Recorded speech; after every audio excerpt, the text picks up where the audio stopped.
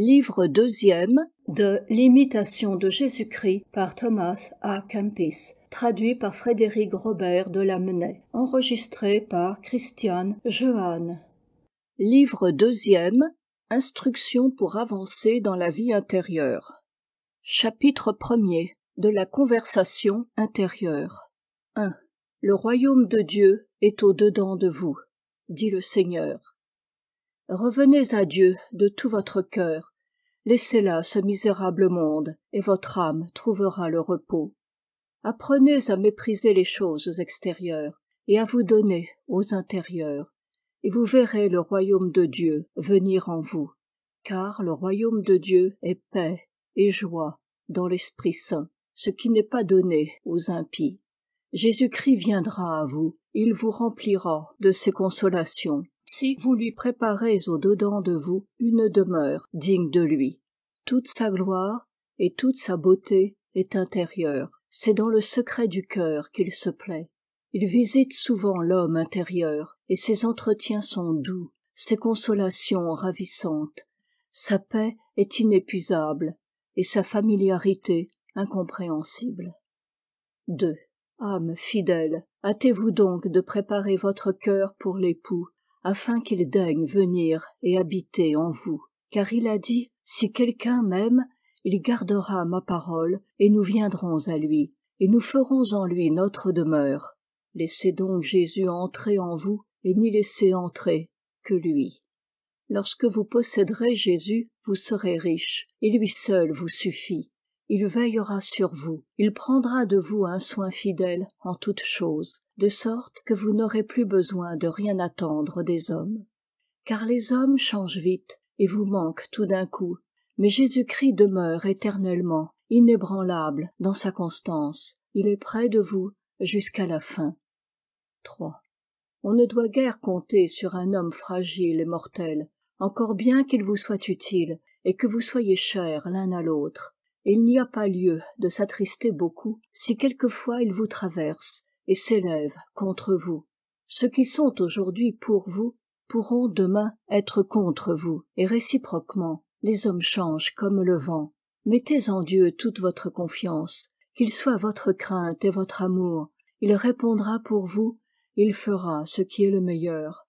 Vous n'avez point ici de demeure stable. En quelque lieu que vous soyez, vous êtes étrangers et voyageurs, et vous n'aurez jamais de repos que vous ne soyez unis intimement à Jésus-Christ. 4. Que cherchez-vous autour de vous? Ce n'est pas ici le lieu de votre repos. Votre demeure doit être dans le ciel, et vous ne devez regarder toutes les choses de la terre que comme en passant. Tout passe, et vous passez avec tout le reste. Prenez garde de vous attacher à quoi que ce soit, de peur d'en devenir l'esclave et de vous perdre. Que sans cesse votre pensée monte vers le Très-Haut et votre prière vers Jésus-Christ. Si vous ne savez pas encore vous élever aux contemplations célestes, reposez-vous dans la passion du Sauveur et aimez à demeurer dans ses plaies sacrées. Car si vous vous réfugiez avec amour dans ces plaies et ces précieux stigmates, vous sentirez une grande force au temps de la tribulation. Vous vous inquiéterez peu du mépris des hommes, et vous supporterez aisément les paroles médisantes. 5. Jésus-Christ a été aussi méprisé des hommes en ce monde, et dans les plus extrêmes angoisses, abandonné des siens, de ses amis, de ses proches, au milieu des opprobres. Jésus-Christ a voulu souffrir et être méprisé, et vous osez vous plaindre de quelque chose? Jésus-Christ a eu des ennemis et des détracteurs, et vous voudriez n'avoir que des amis et des bienfaiteurs? Comment votre patience méritera-t-elle d'être couronnée s'il ne vous arrive rien de pénible? Si vous ne voulez rien souffrir, comment serez-vous amis de Jésus-Christ? Souffrez avec Jésus-Christ et pour Jésus-Christ, si vous voulez régner avec Jésus-Christ. 6. Si une seule fois vous étiez entré bien avant dans le cœur de Jésus, et que vous eussiez ressenti quelques mouvements de son amour, que vous auriez peu de soucis de ce qui peut ou vous contrarier ou vous plaire. Vous vous réjouiriez d'un outrage reçu, parce que l'amour de Jésus apprend à l'homme à se mépriser lui-même. Celui qui aime Jésus est la vérité, un homme vraiment intérieur, et dégagé de toute affection déréglée, peut librement s'approcher de Dieu, et, s'élevant en esprit au-dessus de soi-même, se reposer en lui par une jouissance anticipée. 7. Celui qui estime les choses suivant ce qu'elles sont, et non d'après les discours et l'opinion des hommes, est vraiment sage, et c'est Dieu qui l'instruit, plus que les hommes. Celui qui vit au-dedans de lui-même, et qui s'inquiète peu des choses du dehors, tous les lieux lui sont bons, et tous les temps pour remplir ses pieux exercices. Un homme intérieur se recueille bien vite, parce qu'il ne se répand jamais tout entier au dehors. Les travaux extérieurs, les occupations nécessaires en certains temps, ne le troublent point, mais il se prête aux choses selon qu'elles arrivent. Celui qui a établi l'ordre au-dedans de soi ne se tourmente guère de ce qu'il y a de bien ou de mal dans les autres. L'on n'a de distractions et d'obstacles qu'autant que l'on s'en crée soi-même. 8. Si vous étiez ce que vous devez être, entièrement libre et détaché, tout contribuerait à votre bien et à votre avancement. Mais beaucoup de choses vous déplaisent, et souvent vous troublent, parce que vous n'êtes pas encore tout à fait mort à vous-même, et séparé des choses de la terre. Rien n'embarrasse et ne souille tant le cœur de l'homme que l'amour impur des créatures. Si vous rejetez les consolations du dehors, vous pourrez contempler les choses du ciel et goûter souvent les joies intérieures. Réflexion. L'âme chrétienne, détachée du monde, n'a qu'un désir pour le temps comme pour l'éternité, d'être unie à Jésus, de cette union ineffable dont la divine peinture nous ravit dans le cantique mystérieux de l'amour. Mon bien-aimé est à moi et je suis à lui. Il repose entre les lys jusqu'à ce que l'aurore se lève et que les ombres déclinent. Hélas, que cherchez-vous au dehors? Rentrez, rentrez en vous-même, préparez au céleste époux une demeure digne de lui. Il viendra, et il s'y reposera, car ses délices sont d'habiter dans le cœur qui l'appelle. Alors, seul, avec Jésus, loin des bruits de la terre, dans le silence des créatures, il vous parlera comme un ami parle à son ami, et transporté de l'entendre, vous ne voudrez plus à jamais écouter que lui. Chapitre 2. Qu'il faut s'abandonner à Dieu en esprit d'humilité. 1. Inquiétez-vous peu qui est pour vous ou contre vous, mais prenez soin que Dieu soit avec vous en tout ce que vous faites. Ayez la conscience pure, et Dieu prendra votre défense. Toute la malice des hommes ne saurait nuire à celui que Dieu veut protéger. Si vous savez vous taire et souffrir, Dieu sans doute vous assistera. Il sait le temps et la manière de vous délivrer. Abandonnez-vous donc à lui. C'est de Dieu que vient le secours. C'est lui qui délivre de la confusion. Il est souvent très utile pour nous retenir dans une plus grande humilité, que les autres soient instruits de nos défauts et qu'ils nous les reprochent. 2. Quand un homme s'humilie de ses défauts, il apaise aisément les autres et se réconcilie sans peine ceux qui sont irrités contre lui. Dieu protège l'humble et le délivre. Il aime l'humble et le console. Il s'incline vers l'humble et lui prodigue ses grâces, et après l'abaissement, il l'élève dans la gloire. Il révèle à l'humble ses secrets, il l'invite et l'attire doucement à lui. Quelque affront qu'il reçoive, l'humble vit encore en paix, parce qu'il s'appuie sur Dieu et non sur le monde. Ne pensez pas avoir fait de progrès si vous ne vous croyez au-dessous de tous les autres. Réflexion. Que vous importent les discours et les pensées des hommes? Ce ne seront point eux qui vous jugeront. S'ils vous accusent à tort, celui qui voit le fond des consciences vous a déjà justifié. S'ils vous reprochent des fautes réelles, n'êtes-vous pas heureux d'être averti, heureux de souffrir une humiliation salutaire? Ce qui vous trouble, c'est l'orgueil, qui ne saurait supporter d'être repris. L'humble ne s'irrite point, ne s'émeut point, lors même que la passion le condamne injustement. Plein du sentiment de sa misère, on ne saurait jamais tant s'abaisser qu'il ne s'abaisse dans son cœur encore davantage. Voulez-vous que rien n'altère le calme de votre âme? Abandonnez-vous à Dieu en toutes choses, et dans les peines, les contrariétés, les traverses, dites avec Jésus-Christ, Oui, mon père, parce qu'il vous a plu. Ainsi. Chapitre 3. De l'homme pacifique. 1. Conservez-vous premièrement dans la paix, et alors vous pourrez la donner aux autres. Le pacifique est plus utile que le savant. Un homme passionné change de bien en mal et croit le mal aisément. L'homme paisible et bon ramène tout au bien. Celui qui est affermi dans la paix ne pense mal de personne. Mais l'homme inquiet et mécontent est agité de divers soupçons. Il n'a jamais de repos et n'en laisse point aux autres. Il dit souvent ce qu'il ne faudrait pas dire et ne fait pas ce qu'il faudrait faire. Attentif aux devoirs des autres, il néglige ses propres devoirs. Ayez donc premièrement du zèle pour vous-même, et vous pourrez ensuite, avec justice, l'étendre sur le prochain. 2. Vous savez bien colorer et excuser vos fautes, et vous ne voulez pas recevoir les excuses des autres. Il serait plus juste de vous accuser vous-même et d'excuser votre frère. Si vous voulez qu'on vous supporte, supportez aussi les autres. Voyez combien vous êtes loin encore de la vraie charité et de l'humilité, qui jamais ne s'irrite et ne s'indigne que contre elle-même. Ce n'est pas une grande chose de bien vivre avec les hommes doux et bons, car cela plaît naturellement à tous. Chacun aime son repos et s'affectionne à ceux qui partagent ses sentiments. Mais vivre en paix avec des hommes durs, pervers, sans règles ou qui nous contrarient, c'est une grande grâce, une vertu courageuse et digne d'être louée. 3. Il y en a qui sont en paix avec eux-mêmes et avec les autres. Il y en a qui n'ont point la paix et qui troublent celle d'autrui. Ils sont à charge aux autres et plus à charge à eux-mêmes. Il y en a enfin qui se maintiennent dans la paix et qui s'efforcent de la rendre aux autres. Au reste, toute notre paix, dans cette misérable vie, consiste plus dans une souffrance humble que dans l'exemption de la souffrance. Qui sait le mieux souffrir possédera la plus grande paix. Celui-là est vainqueur de soi et maître du monde, ami de Jésus-Christ et héritier du ciel. Réflexion. Bienheureux les pacifiques, parce qu'ils seront appelés enfants de Dieu. Comprenez la grandeur de ce nom et l'instruction profonde qu'il renferme.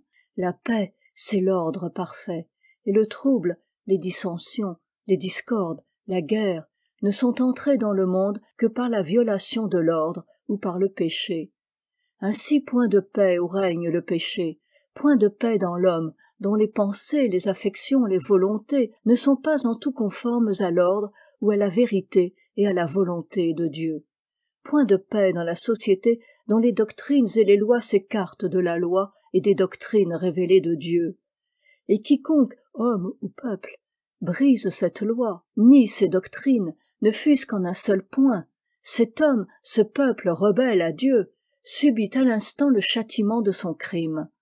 Un malaise inconnu s'empare de lui, je ne sais quelle force désordonnée le pousse et le repousse en tous sens, et nulle part il ne trouve de repos. Comme Caïn, après son meurtre, il a peur. Non, la paix n'est en effet que pour les enfants de Dieu. Ils la goûtent en eux-mêmes et la répandent sur les autres. Elle coule pour ainsi dire de leur cœur, comme ces fleurs qui arrosaient l'heureux séjour de notre premier père au temps de son innocence. Et quand viendra la dernière heure, ce sera encore la paix, car le royaume de Dieu est justice et paix. Enfants de Dieu, entrez dans le royaume qui vous a été préparé dès le commencement du monde. Chapitre 4. De la pureté d'esprit et de la droiture d'intention. 1. L'homme s'élève au-dessus de la terre sur deux ailes, la simplicité et la pureté. La simplicité doit être dans l'intention et la pureté dans l'affection. La simplicité cherche Dieu, la pureté le trouve et le goûte. Nulle bonne œuvre ne vous sera difficile si vous êtes libre au-dedans de toute affection déréglée. Si vous ne voulez que ce que Dieu veut et ce qui est utile au prochain, vous jouirez de la liberté intérieure. Si votre cœur était droit, alors toute créature vous serait un miroir de vie et un livre rempli de saintes instructions. Il n'est point de créature si petite et si vile qui ne présente quelque image de la bonté de Dieu. 2. Si vous aviez en vous assez d'innocence et de pureté, vous verriez tout sans obstacle. Un cœur pur pénètre le ciel et l'enfer. Chacun juge des choses du dehors selon ce qu'il est au-dedans de lui-même. S'il est quelque joie dans le monde, le cœur pur la possède. Et s'il y a des angoisses et des tribulations, avant tout, elles sont connues de la mauvaise conscience. Comme le fer mis au feu perd sa rouille et devient tout étincelant, ainsi celui qui se donne sans réserve à Dieu se dépouille de sa langueur et se change en un homme nouveau. 3. Quand l'homme commence à tomber dans la tiédeur, alors il craint le moindre travail et reçoit avidement les consolations du dehors. Mais quand il commence à se vaincre parfaitement et à marcher avec courage dans la voie de Dieu, alors il compte pour rien ce qui lui était le plus pénible. Réflexion. Quand Jésus-Christ voulut proposer un modèle à ses disciples, le choisit-il parmi les hommes distingués par leur science ou par la supériorité de leur esprit? Non. Il appela un petit enfant, le plaça au milieu d'eux, et dit « En vérité, je vous le dis, si vous ne vous convertissez et ne devenez comme de petits enfants, vous n'entrerez point dans le royaume des cieux. » Or, que voyons-nous dans l'enfance? La simplicité, la pureté. Elle croit, elle aime, elle agit, sans aucun retour sur elle-même, par un premier mouvement du cœur, et voilà ce qui plaît à Dieu. Il ne demande ni de longues prières, ni d'éloquents discours, ni des méditations profondes, mais une volonté droite et un amour plein de candeur, n'avoir en tout de désir que les siens, s'oublier entièrement soi-même, se soumettre aux volontés de l'adorable Providence, sans chercher à les scruter, quoi de plus pur que cet abandon, que cette simple obéissance. Aussi la récompense en sera-t-elle grande. Heureux, est-il dit, ceux qui ont le cœur pur, parce qu'ils verront Dieu. Chapitre 5. De la considération de soi-même. 1. Nous ne devons pas trop compter sur nous-mêmes, parce que souvent la grâce et le jugement nous manquent. Nous n'avons en nous que peu de lumière, et ce peu, il est aisé de le perdre par négligence. Souvent, nous ne nous apercevons pas combien nous sommes aveugles au-dedans de nous. À de mauvaises actions, souvent, nous donnons de pires excuses. Quelquefois, nous sommes mus par la passion, et nous croyons que c'est par le zèle. Nous relevons de petites fautes dans les autres, et nous nous en permettons de plus grandes. Nous sentons bien vite, et nous pensons ce que nous souffrons des autres. Mais tout ce qu'ils ont à souffrir de nous, nous n'y songeons point. Qui se jugerait équitablement soi-même sentirait qu'il n'a droit de juger personne sévèrement. 2. L'homme intérieur préfère le soin de soi-même à tout autre soin, et lorsqu'on est attentif à soi, on se tait aisément sur les autres. Vous ne serez jamais un homme intérieur et vraiment pieux si vous ne gardez le silence sur ce qui vous est étranger, et si vous ne vous occupez principalement de vous-même. Si vous n'avez que Dieu et vous-même en vue, vous serez peu touché de ce que vous apercevrez au dehors. Où êtes-vous quand vous n'êtes pas présent à vous-même? Et que vous revient-il d'avoir tout parcouru et de vous être oublié? Si vous voulez posséder la paix et être véritablement uni à Dieu, il faut laisser là tout le reste et ne penser qu'à vous seul. 3. Vous ferez de grands progrès si vous vous dégagez de tous les soins du temps. Vous serez au contraire fatigué bien vite si vous comptez pour quelque chose ce qui n'est que de ce monde. Qu'il n'y ait rien de grand à vos yeux, d'élevé, de doux, d'aimable que Dieu seul, ou ce qui vient de Dieu. Regardez comme une pure vanité toute consolation qui repose sur la créature. L'âme qui aime Dieu méprise tout ce qui est au-dessous de Dieu. Dieu seul, éternel, immense et remplissant tout, est la consolation de l'âme et la vraie joie du cœur. Réflexion. Quand vous sauriez ce qu'il y a de bon et de mauvais dans chaque homme, sans en excepter un seul, à quoi cela vous servirait-il si vous vous ignorez vous-même? On ne vous interrogera point au dernier jour sur la conscience d'autrui. Laissez donc là une sollicitude dont presque toujours l'orgueil et la malignité sont le principe, et occupez-vous d'un soin plus agréable à Dieu et plus utile pour vous. La grande, La vraie science est de se connaître soi-même. Ce doit être notre étude de tous les instants.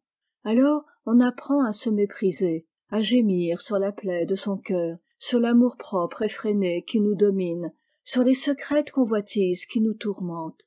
Et l'on s'écrie comme l'apôtre, « Qui me délivrera de ce corps de mort ?» Heureuse, heureuse délivrance, mais que trouverons-nous après, si nous avons été fidèles? Dieu, uniquement Dieu, et en lui toute chose, toute consolation, tout bien. Oh mon âme, puisqu'il est ainsi, commence dès ce moment même à te dégager du poids qui t'affaisse, de la terre et des créatures, pour ne t'attacher qu'à Dieu seul. Chapitre 6. De la joie d'une bonne conscience. 1. La gloire de l'homme de bien est le témoignage de sa conscience. Ayez la conscience pure, et vous posséderez toujours la joie. La bonne conscience peut supporter beaucoup de choses, et elle est pleine de joie dans les adversités. La mauvaise conscience est toujours inquiète et troublée. Vous jouirez d'un repos ravissant si votre cœur ne vous reproche rien. Ne vous réjouissez que d'avoir fait le bien. Les méchants n'ont jamais de véritable joie. Ils ne possèdent point la paix intérieure, parce qu'il n'y a point de paix pour l'impie, dit le Seigneur. Et s'ils disent « Nous sommes dans la paix », les maux ne viendront pas sur nous. Et qui oserait nous nuire? Ne les croyez pas, car la colère de Dieu se lèvera soudain, et leurs œuvres seront réduites à rien, et leurs pensées périront. 2. Se faire un sujet de gloire de la tribulation n'est pas difficile à celui qui aime, car se glorifier ainsi, c'est se glorifier dans la croix de Jésus-Christ. La gloire que les hommes donnent et reçoivent est courte. La tristesse accompagne toujours la gloire du monde. La gloire des bons est dans leur conscience, et non dans la bouche des hommes. L'allégresse des justes est de Dieu et en Dieu, et leur joie vient de la vérité. Celui qui désire la gloire véritable et éternelle dédaigne la gloire du temps. Et celui qui recherche la gloire du temps et ne la méprise pas de toute son âme montre qu'il aime peu la gloire éternelle. Il jouit d'une grande tranquillité de cœur, celui que n'émeut ni la louange ni le blâme. 3. Il sera aisément en paix et content celui dont la conscience est pure. Vous n'êtes pas plus saint parce qu'on vous loue, ni plus imparfait parce qu'on vous blâme. Vous êtes ce que vous êtes, et tout ce qu'on pourra dire ne vous fera pas plus grand que vous ne l'êtes aux yeux de Dieu. Si vous considérez bien ce que vous êtes en vous-même, vous vous embarrasserez peu de ce que les hommes disent de vous. L'homme voit le visage, mais Dieu voit le cœur. L'homme regarde les actions, mais Dieu pèse l'intention. Faire toujours bien et s'estimer peu, c'est le signe d'une âme humble. Ne vouloir de consolation d'aucune créature, c'est la marque d'une grande pureté et d'une grande confiance intérieure. 4. Quand on ne cherche au dehors aucun témoignage en sa faveur, il est manifeste qu'on s'est entièrement remis à Dieu. Car ce n'est pas celui qui se recommande lui-même qui est approuvé, dit saint Paul, mais celui que Dieu recommande. Avoir toujours Dieu présent au-dedans de soi et ne tenir à rien au dehors, c'est l'état de l'homme intérieur. Réflexion. Nul repos pour celui qui ne le trouve pas en soi. Le cœur inquiet qui cherche au dehors dans les créatures la paix dont il est privé intérieurement se fait une grande illusion. Elle n'est pas là. Pourquoi vous tromper vous-même? La mer soulevée par les tempêtes n'est pas plus agitée que le monde. Et vous lui dites « apaise mon trouble ».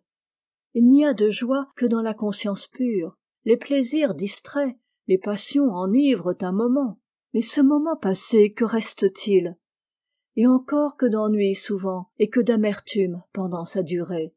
Vous représentez-vous, au contraire, une félicité comparable à celle qui accompagne l'innocence, quelque chose qui, dès ici-bas, ressemble plus au ciel que l'état d'une âme détachée de la terre et tranquille sous la main de Dieu qu'elle possède déjà par l'espérance et par l'amour. Eh bien donc, que cet état devienne le vôtre. Venez et goûtez combien le Seigneur est doux.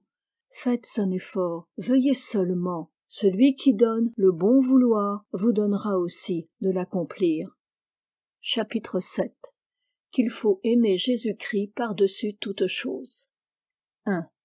Heureux celui qui comprend ce que c'est que d'aimer Jésus et de se mépriser soi-même à cause de Jésus. Il faut que notre amour pour lui nous détache de tout autre amour, parce que Jésus veut être aimé seul par-dessus toute chose. L'amour de la créature est trompeur et passe bientôt. L'amour de Jésus est stable et fidèle. Celui qui s'attache à la créature tombera comme elle, et avec elle, celui qui s'attache à Jésus sera pour jamais affermi. Aimez et conservez pour ami celui qui ne vous quittera point, alors que tous vous abandonneront, et qui, quand viendra votre fin, ne vous laissera point périr. Que vous le vouliez ou non, il vous faudra un jour être séparés de tout. 2. Vivant et mourant, tenez-vous donc près de Jésus, et confiez à la fidélité de celui qui seul peut vous secourir lorsque tout vous manquera. Tel est votre bien-aimé, qui ne veut point de partage. Il veut posséder seul votre cœur et y régner comme un roi sur le trône qui est à lui. Si vous saviez bannir de votre âme toutes les créatures, Jésus se plairait à demeurer en vous. Vous trouverez avoir perdu presque tout ce que vous aurez établi sur les hommes et non sur Jésus. Ne vous appuyez point sur un roseau qu'agite le vent, et n'y mettez pas votre confiance, car toute chair est comme l'herbe, et sa gloire passe comme la fleur des champs. Vous serez trompés souvent si vous jugez des hommes d'après ce qui paraît au dehors. Au lieu des avantages et du soulagement que vous cherchez en eux, vous n'éprouverez presque toujours que du préjudice. Cherchez Jésus en tout, et en tout vous trouverez Jésus. Si vous vous cherchez vous-même, vous vous trouverez aussi, mais pour votre perte. Car l'homme qui ne cherche pas Jésus se nuit plus à lui-même que tous ses ennemis et que le monde entier. Réflexion. Entraînés par le charme de sentir, ainsi que par le Bossuet, nous cherchons notre bien dans les créatures qui nous échappent et s'évanouissent comme des ombres. Nous voulons aimer et être aimés, et nous nous éloignons de la source du véritable amour, de l'amour infini. Comprenons enfin combien il est insensé d'attacher notre cœur à ce qui passe, et combien sont vaines ces amitiés de la terre qui s'en vont avec les années et les intérêts. Aimons Jésus sans partage, aimons-le comme il nous aime et comme il veut être aimé. La mesure de notre amour pour lui, dit saint Bernard, est de l'aimer sans mesure. Malheur à qui lui préfère quelque chose. Ses désirs sont sur la route du néant. Chapitre 8. De la familiarité que l'amour établit entre Jésus et l'âme fidèle. 1. Quand Jésus est présent, tout est doux et rien ne semble difficile. Mais quand Jésus se retire, tout fatigue. Quand Jésus ne parle pas au-dedans, nulle consolation n'a de prix. Mais si Jésus dit une seule parole, on est merveilleusement consolé. Marie-Madeleine ne se leva-t-elle pas aussitôt du lieu où elle pleurait lorsque Marthe lui dit « Le Maître est là, et il vous appelle ». Heureux moment où Jésus appelle des larmes à la joie de l'esprit. Combien sans Jésus n'êtes-vous pas aride et insensible? Et quelle vanité, quelle folie si vous désirez autre chose que Jésus-Christ. Ne serait-ce pas une plus grande perte que si vous aviez perdu le monde entier? 2. Que peut vous donner le monde sans Jésus? Être sans Jésus, c'est un insupportable enfer.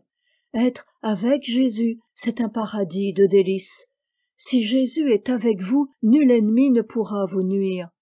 Qui trouve Jésus trouve un trésor immense, ou plutôt un bien au-dessus de tout bien. Qui perd Jésus perd plus et beaucoup plus que s'il perdait le monde entier.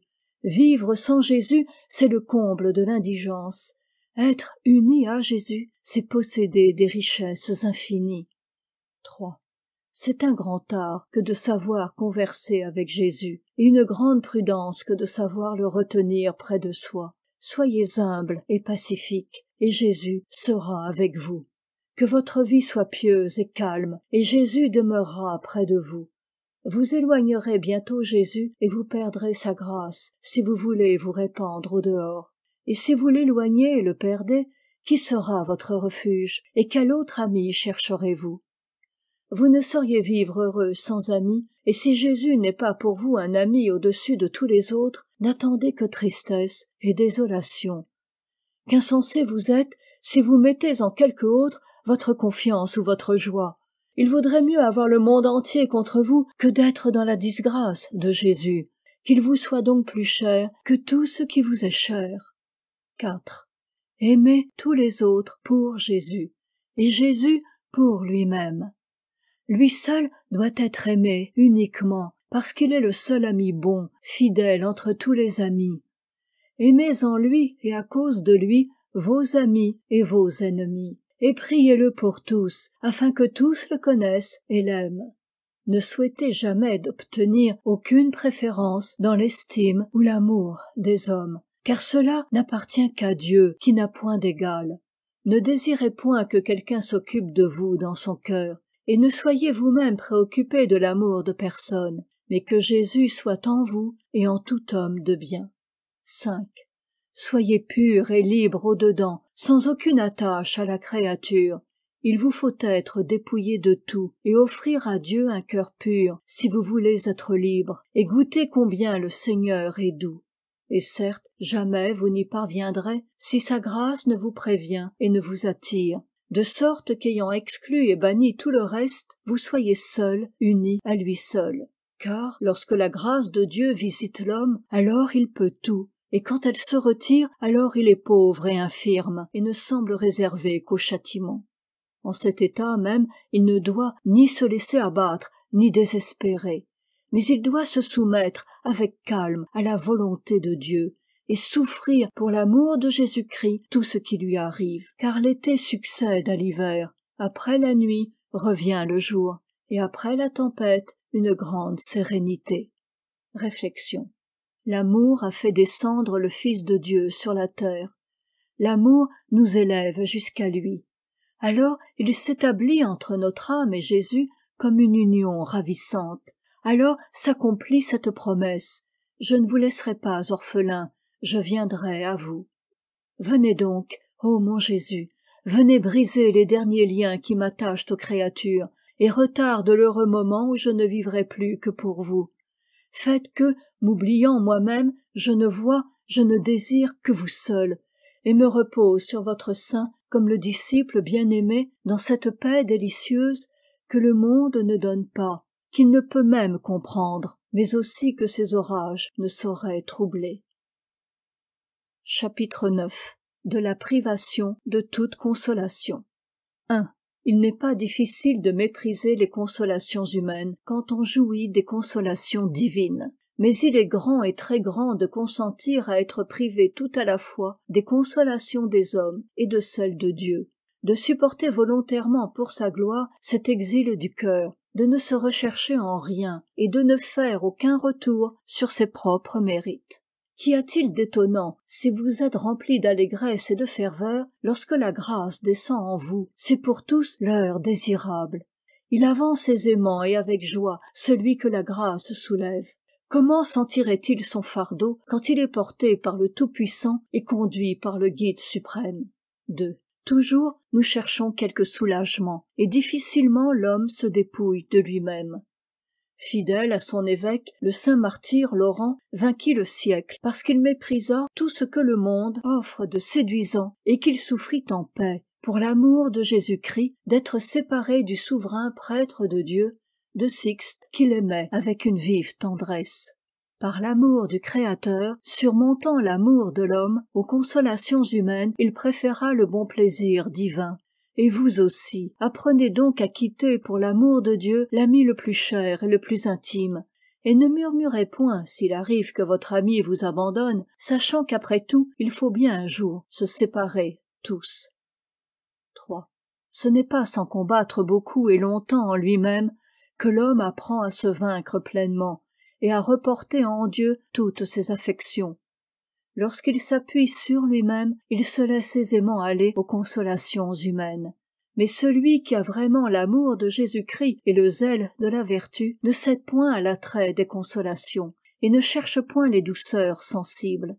Il désire plutôt de fortes épreuves et de souffrir de durs travaux pour Jésus-Christ. 4. Quand donc Dieu vous accorde quelque consolation spirituelle, recevez-la avec action de grâce, mais reconnaissez-y le don de Dieu, et non votre propre mérite. Ne vous en élevez pas, n'en ayez point trop de joie, n'en concevez pas une vaine présomption, que cette grâce au contraire vous rende plus humble, plus vigilant, plus timide dans toutes vos actions, car ce moment passera et sera suivi de la tentation. Quand la consolation vous est ôtée, ne vous découragez pas aussitôt, mais attendez avec humilité et avec patience que Dieu vous visite de nouveau, car il est tout-puissant pour vous consoler encore plus. Cela n'est ni nouveau ni étrange pour ceux qui ont l'expérience des voies de Dieu. Les grands saints et les anciens prophètes ont souvent éprouvé ces vicissitudes. 5.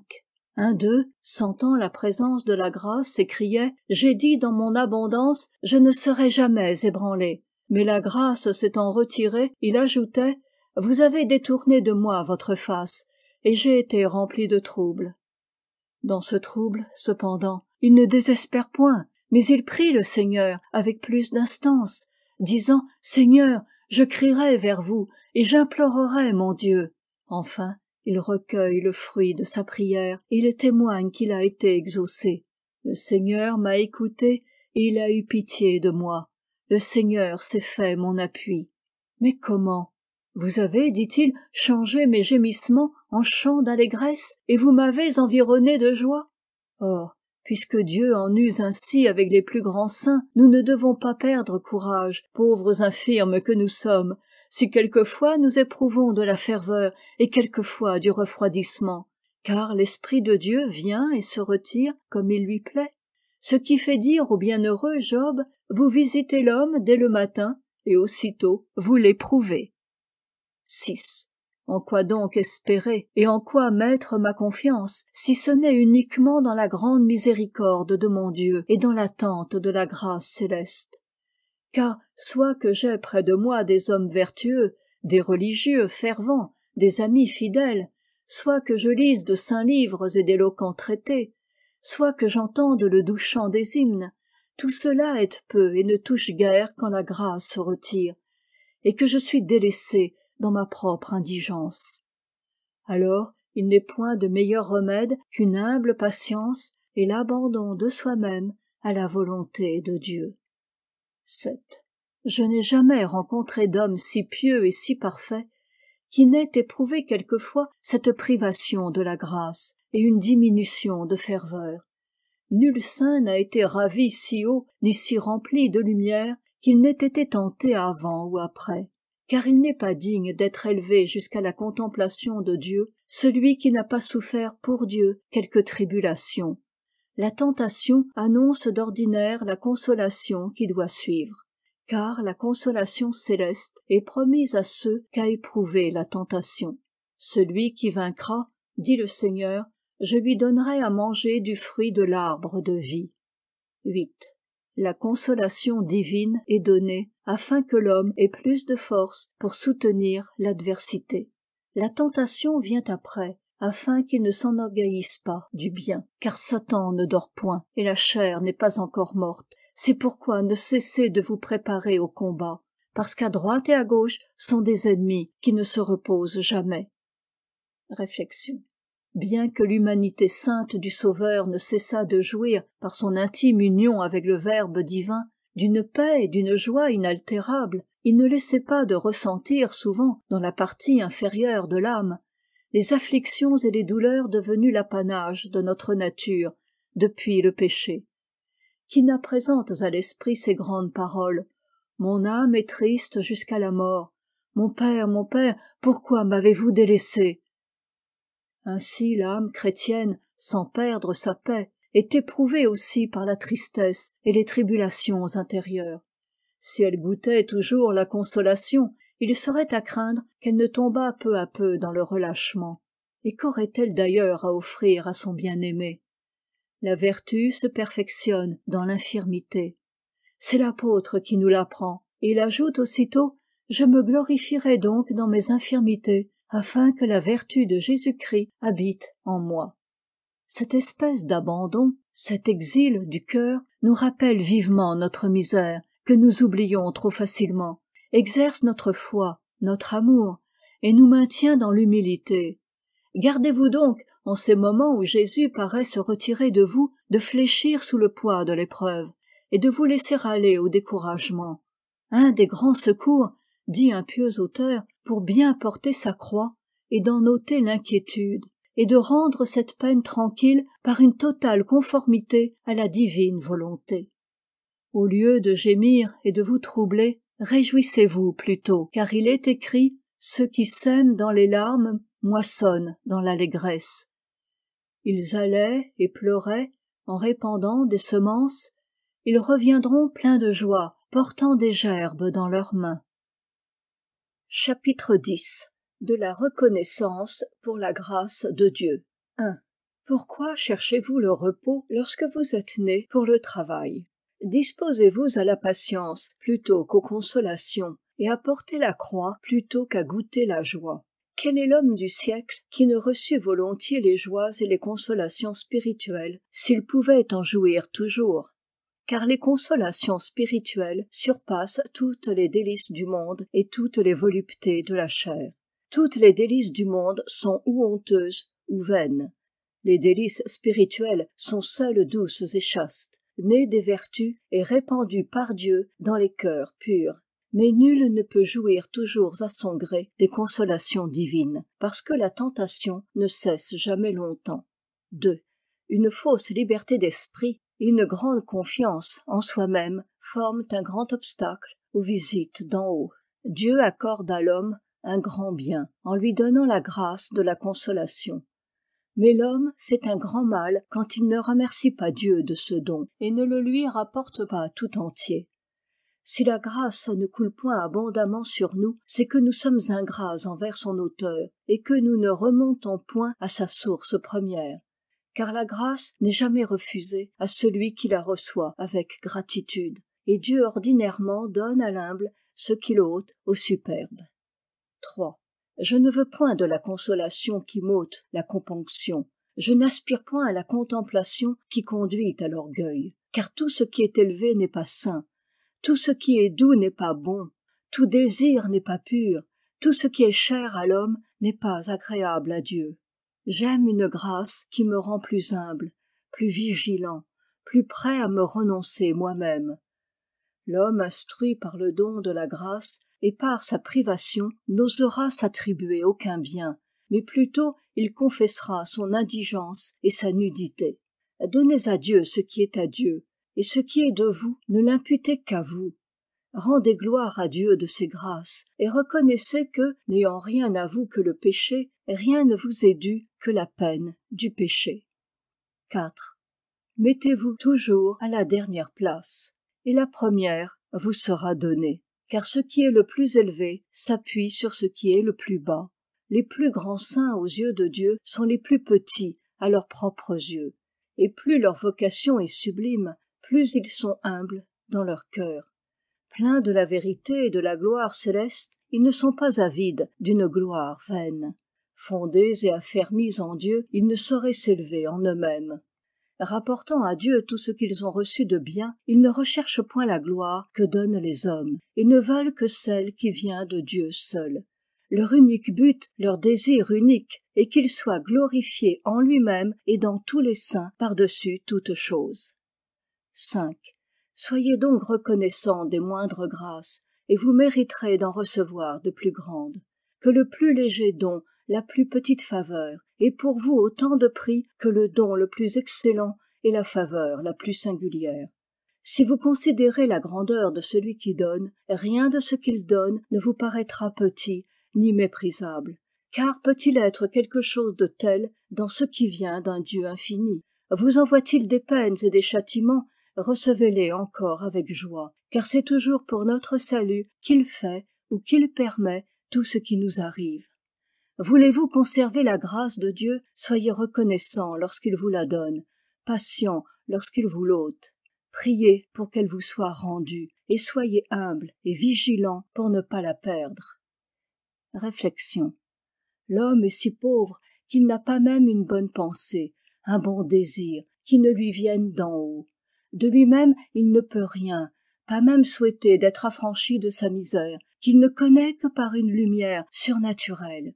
Si la divine miséricorde ne le prévenait, il languirait dans une éternelle impuissance de tout bien. Plus la grâce donc lui est donnée avec abondance, plus il a raison de s'humilier, en voyant ce qu'il serait sans elle, ce qu'il est par son propre fond.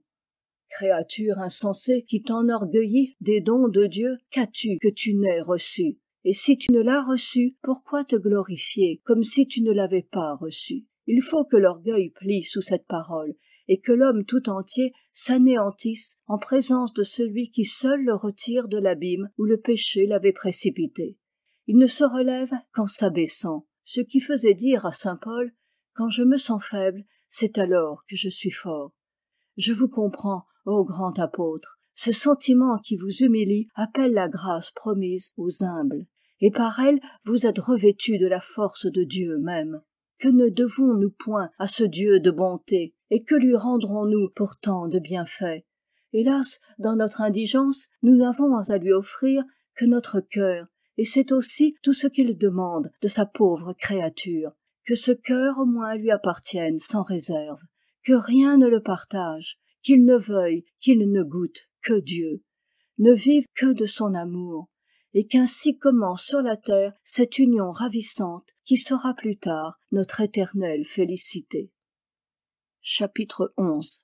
Du petit nombre de ceux qui aiment la croix de Jésus-Christ. 1. Il y en a beaucoup qui désirent le céleste royaume de Jésus, mais peu consentent à porter sa croix. Beaucoup souhaitent ses consolations, mais peu aiment ses souffrances.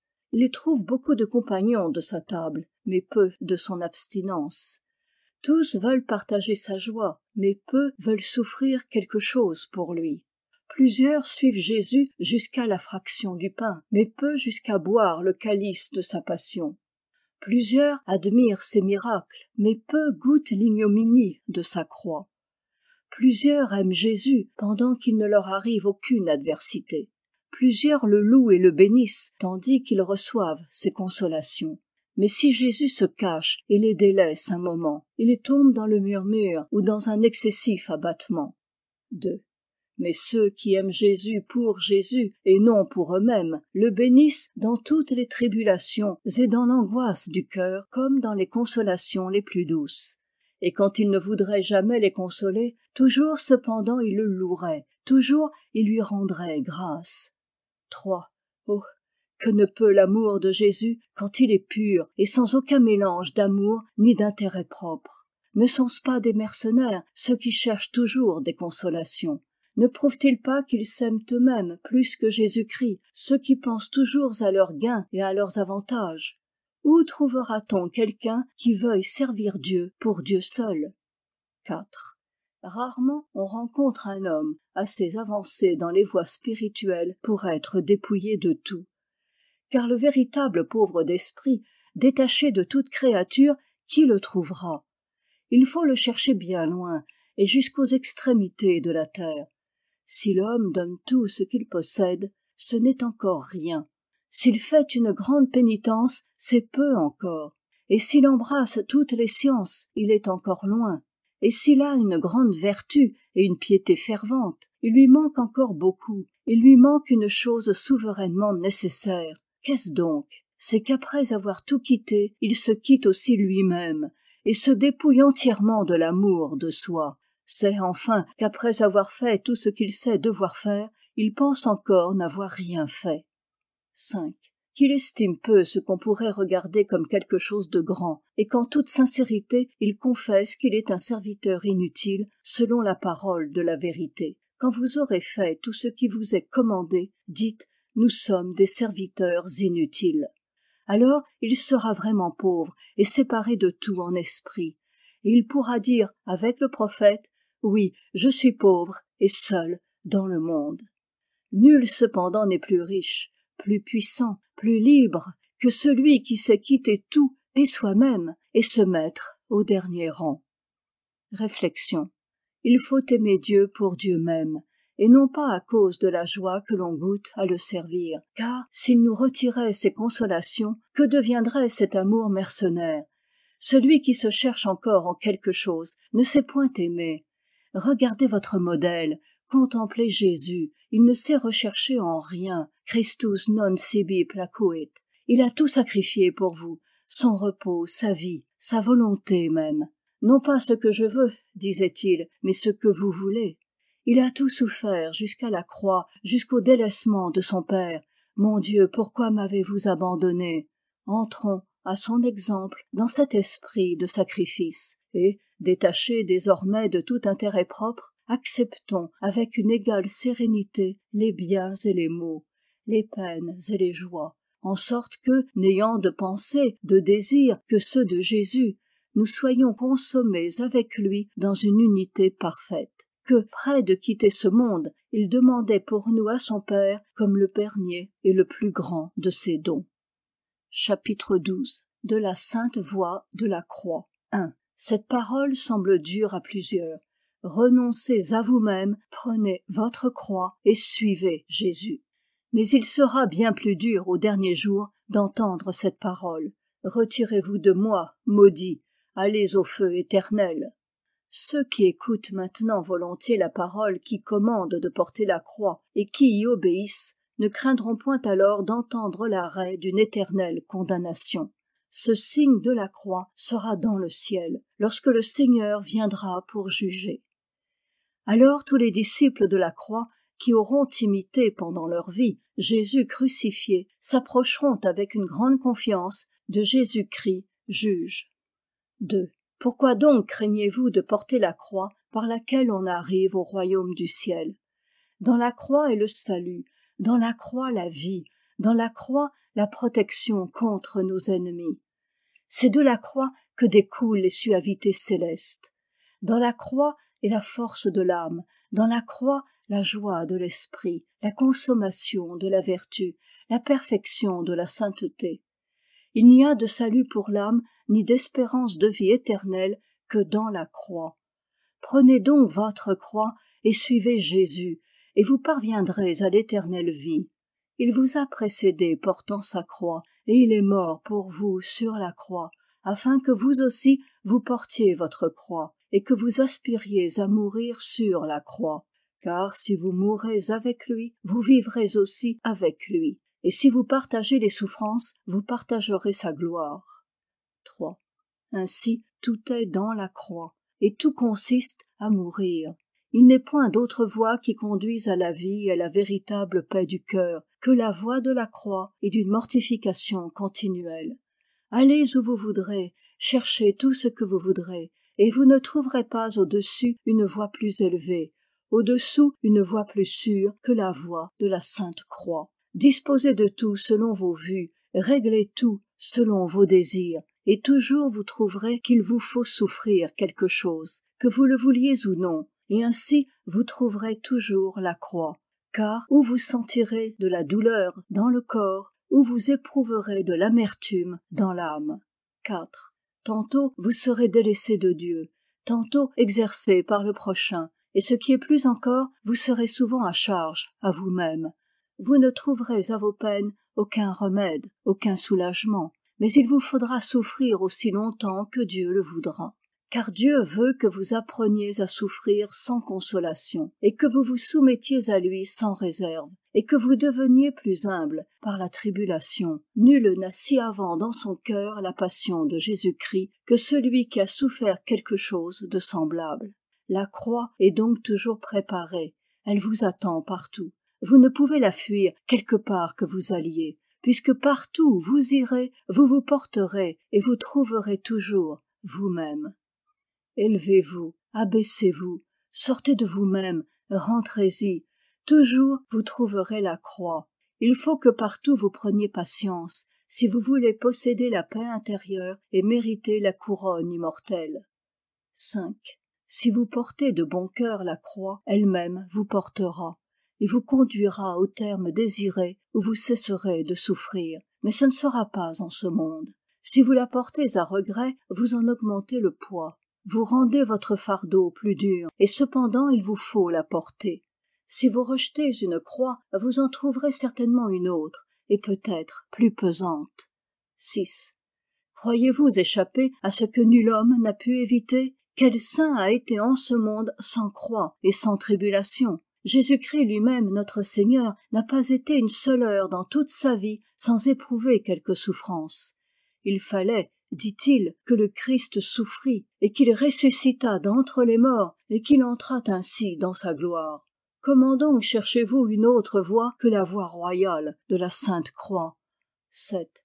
Toute la vie de Jésus-Christ n'a été qu'une croix et un long martyre, et vous cherchez le repos et la joie. Vous vous trompez, n'en doutez pas, vous vous trompez lamentablement si vous cherchez autre chose que des afflictions à souffrir, car toute cette vie mortelle est pleine de misère et environnée de croix. Et plus un homme aura fait de progrès dans les voies spirituelles, plus ses croix souvent seront pesantes, parce que l'amour lui rend son exil plus douloureux. 8.